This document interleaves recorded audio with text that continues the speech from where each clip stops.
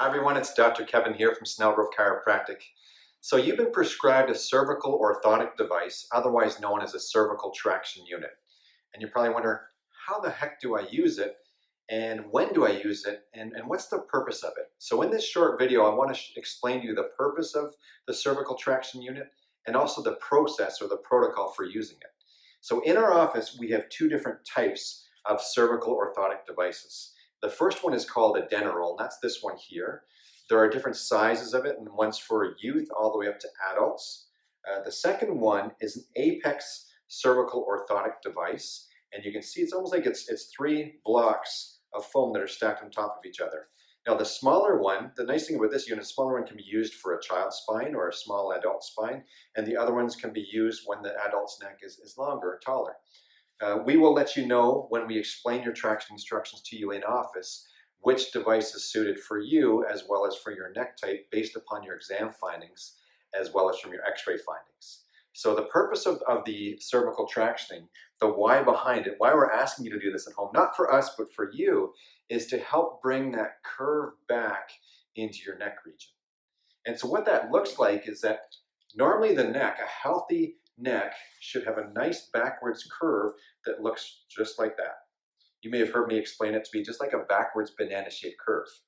But the reality is that most of what we do on a daily basis takes us away from that curve into more of a forward neck posture. Things such as being on a cell phone for lengths of time, looking at an iPad, looking down writing or on a computer, or reading for extended periods of time. That's all more of a forward flex position. So why the cervical orthotic device is critical, it's to help design to bring you back into this more curved position. So it interrupts that forward head posture or that text neck posture. It helps to stretch out the ligaments called the anterior longitudinal ligament in the front of your spine. And while it does that, the really awesome thing is it opens up the spaces between the vertebrae. It gives the discs in between the bones a break and allows them to absorb water and nutrients, which is so important for regeneration of that curve in your spine. So that's the why behind cervical orthotic use. It's kind of like an orthotic in your foot. We can't wear this around, so you actively have to do that, but it's designed to help reshape that curve and to allow your adjustments to be more effective. So it works in conjunction with your adjustments. So now what I want to do is I want to explain to you the process for using the cervical. And I want you to find a place where you can do it on the floor, not on a bed or a couch, because they're too soft and we won't be able to have you hold a good position to get that curvature into your neck. So I've got a yoga mat here on the floor. You can use a towel. You can do it on a carpeted floor as well. That's completely fine. And what I'll be using is the Apex cervical orthotic device today. You'll see that there is an apex, the curve right here. That will go right at the base of your neck region. I'll show you that in a second where you're going to put that. You'll also notice that there's a longer angled section here and a shorter one.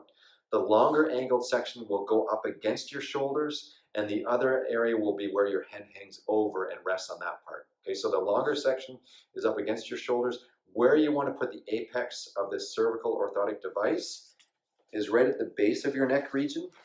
And so you'll feel down your neck until you hit a more prominent bone, a vertebra. It'll be just above that one. That'll be at the level of C6, that's your sixth cervical vertebra.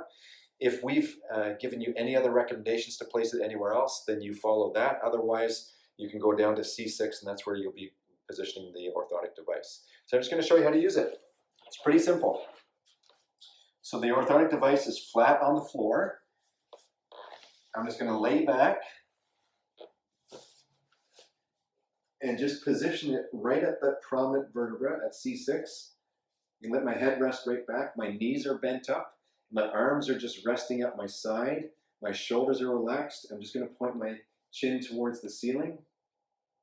And that's it. You can see that as I'm laying here, my neck is in more of that C-shaped curved position, and that's what we want. So you'll have a timer going to time the length that you're on this.